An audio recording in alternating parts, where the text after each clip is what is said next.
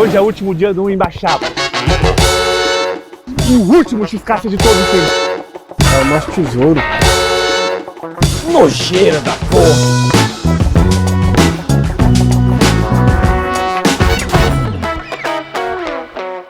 Hi, I'm Vini Moreira. I'm the writer and director of HAMbassy. I really wish I had this type of stories of being a kid and making shorts, but unfortunately I wasn't that type of kid, you know.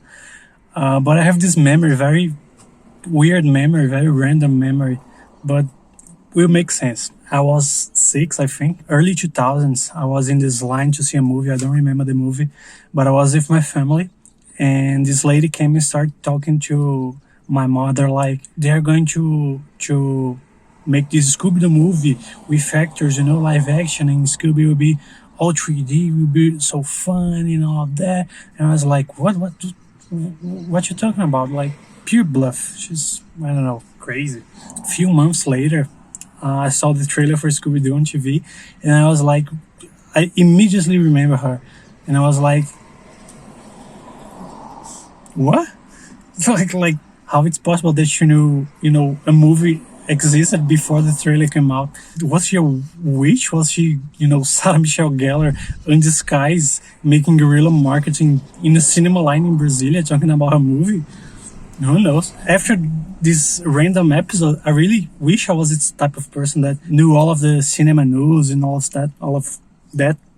And internet came, and I started searching for cinema news, and searching for cinema news led to know cinema as a craft, and knowing cinema as a craft led to film school, which is questionable. While I was, in college, I started to working very early on, but not with filmmaking.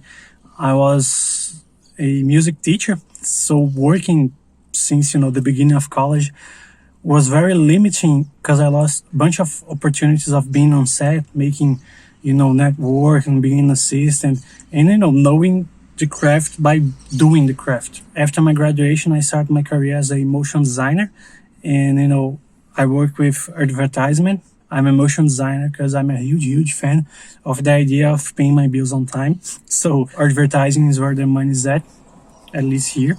From my graduation to HAMbassy, it's like 3 years apart.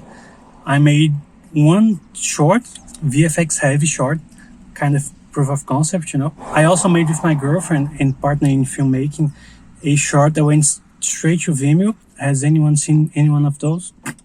No. Short answer, gentrification. What happened to the restaurant / snack bar in the short HAMbassy? I saw it happen like a few times in my life. The closest example I have is from this gym that was like a street below mine when I was a kid, and was this very wholesome place, It had activities to children, to adults, to elderly. It was a very wholesome community place, And over time, gym franchises came. Long story short, they overwhelmed competition. It's the same old story of, big franchises, big companies came in and, overwhelming the small traditional places that we have. The casting process for HAMbassy was kind of difficult from two main reasons. One, I had no mental picture while I was writing, and two, and mainly two, we had no time at all. We were to start filming 1 or 2 weeks before lockdown. While I was writing, I have this image of the character of the grill guy being a friend of mine. I wrote the grill guy thinking of this friend's action and reaction, And when I show him the script and call him, he gladly accepted, which was amazingly nice from him. The main character is actually my brother. He's a theater actor here in Brasília. And the teenage client is actually my brother-in-law. So you see, we have a very homemade taste to the short. Today I say, yes, I think we have this responsibility. But what is very interesting to me is that this message is very intrinsic to me, but not just to me, to a bunch of other artists here in Taguatinga, and not just artists, for non-artists too. I think I have to explain a little bit about the story of Brasília for you to understand a little bit. Brasília is a very young city. It's like 65 years old, 60 years old. My grandparents' generation came to work in the construction of Brasília. So they while they was working, oh, rapaz, my grandparents' generation came to work in Brazil in the construction. So while they was working, the families started making small villages near the work, near the center that is Brasilia. So the politicians and the wealth basically thought that these small villages of workers would make, the city look ugly. So they take all of the workers and transfer to 20 miles away.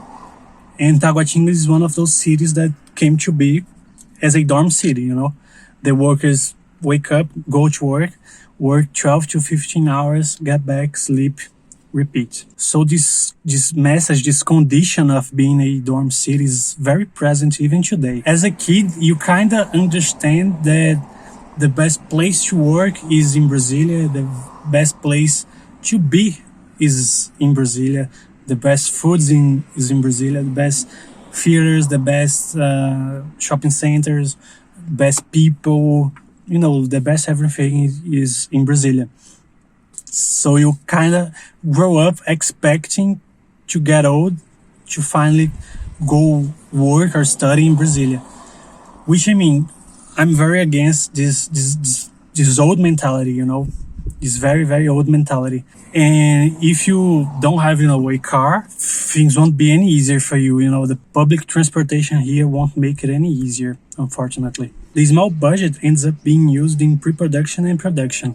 It's not uncommon to get to post-production without any money. In HAMbassy, I made all of the post-production myself. I edited, I did the color grading, the sound mixing, and the one VFX shot, which I'm not really fan of all these responsibilities, I'm very fan of having a fresh eye, mainly in post-production, mainly in editing, But as my reality always been like this, I start to limit myself. I try only to write things I know I'll be able to do, like a El Mariachi type of story.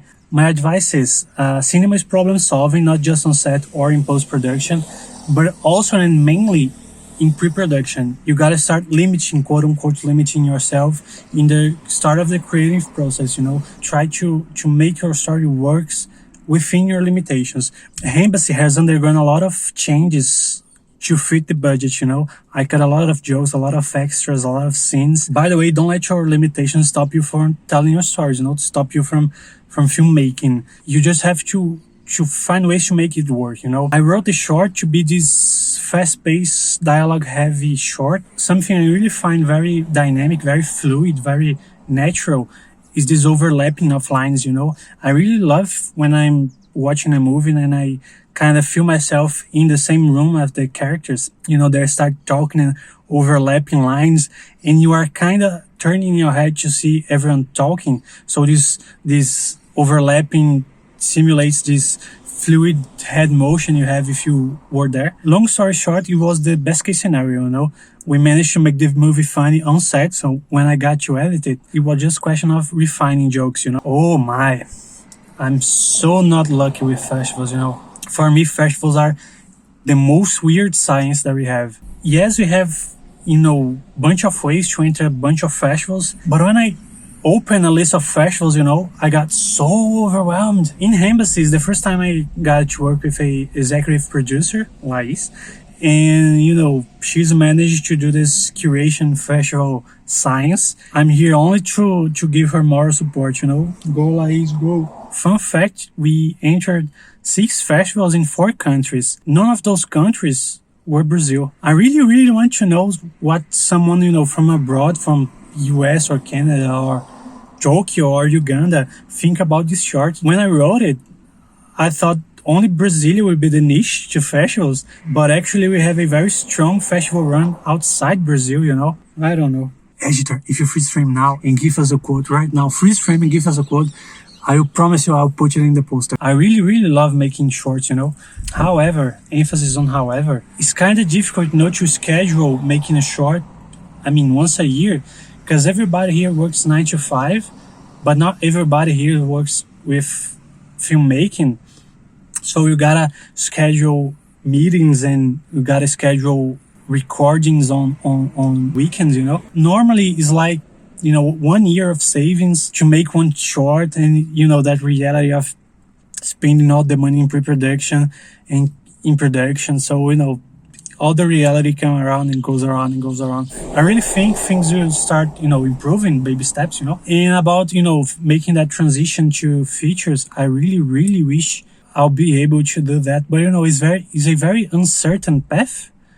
Not just because I'm an independent filmmaker, but because I'm an independent filmmaker here in the global south, in Brasilia, and, layers and layers of complication. By the way, I accept help. If someone is watching and wants to manage this incredible and funny young fella just as myself, my contact will be down below.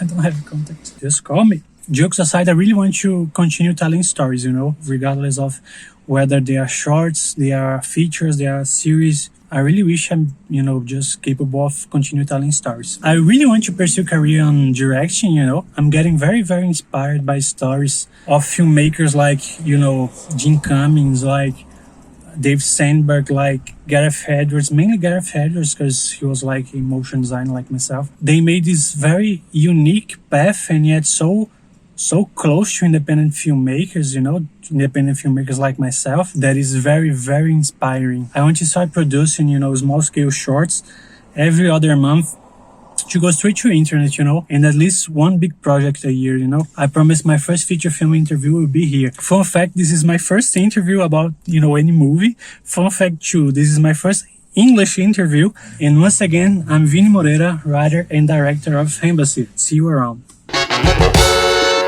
O último X-Cassa de todos os tempos. É o nosso tesouro. Nojeira da porra.